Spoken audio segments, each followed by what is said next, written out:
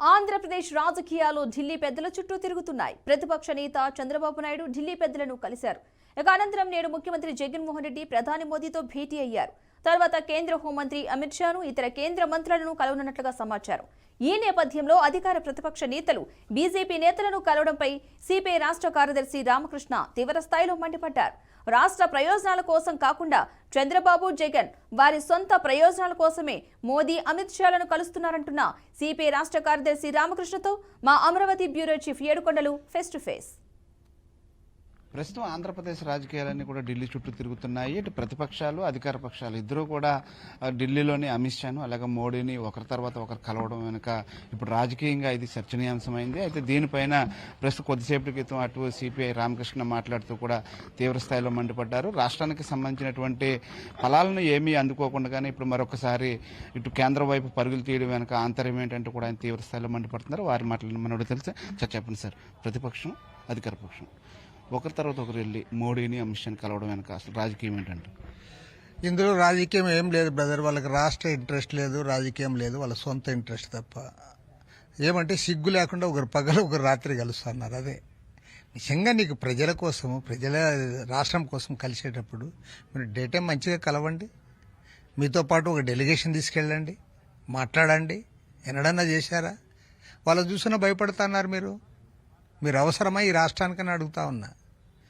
మీకు మోడీని చూసే భయము, అమిత్ షాని చూసే భయము, వణికిపోతా ఉన్నారు.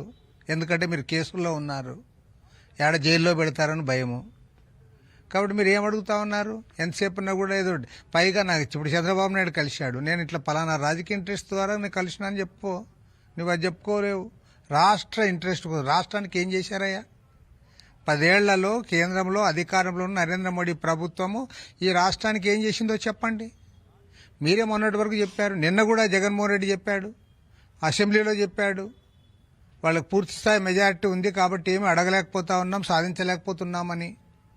ఎంతసేపు నరేంద్ర మోడీకి జీ హుజూర్ అని.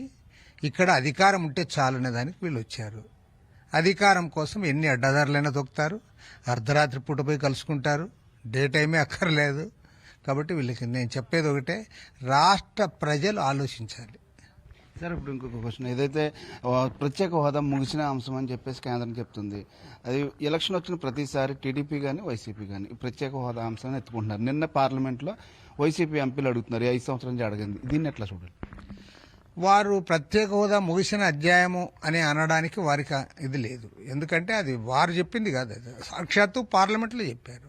అంతేగాని ఒక పార్టీ నిర్ణయం కాదు కదా. ఒక పార్టీ నిర్ణయం అయితే మా పార్టీ అంతకుముందు చెప్పింది, ఇప్పుడు మేము దాన్ని వదులుకున్నాము. సాక్షాత్తు పార్లమెంట్లో చెప్పారు. ఆ రోజు అన్ని పార్టీలు పార్లమెంట్లో ఉన్నాయి. బీజేపీ వాళ్ళు 5 ఏళ్ళు కాదు 10 ఏళ్ళు కావాలని కోరారు. కాబట్టి ఏమంటే అది ముగిసిన అధ్యాయం కాదు. రాష్ట్రంలో ఉన్నటువంటి పరిస్థితుల్లో మీరు గతంలో చూస్తే చంద్రబాబు నాయుడు అరెస్ట్ అయినప్పుడు ఆయన కోసం పోరాడారు, అన్ని చేశారు.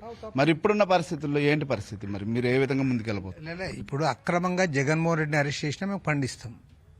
ప్రజాస్వామ్యం ఇప్పుడు అదే కదా జరుగుతుండేది. నరేంద్ర మోడీ రాజకీయము, జగన్మోహన్ రెడ్డి రాజకీయము బెదిరింపు రాజకీయాలు చేస్తూ ఉన్నారు.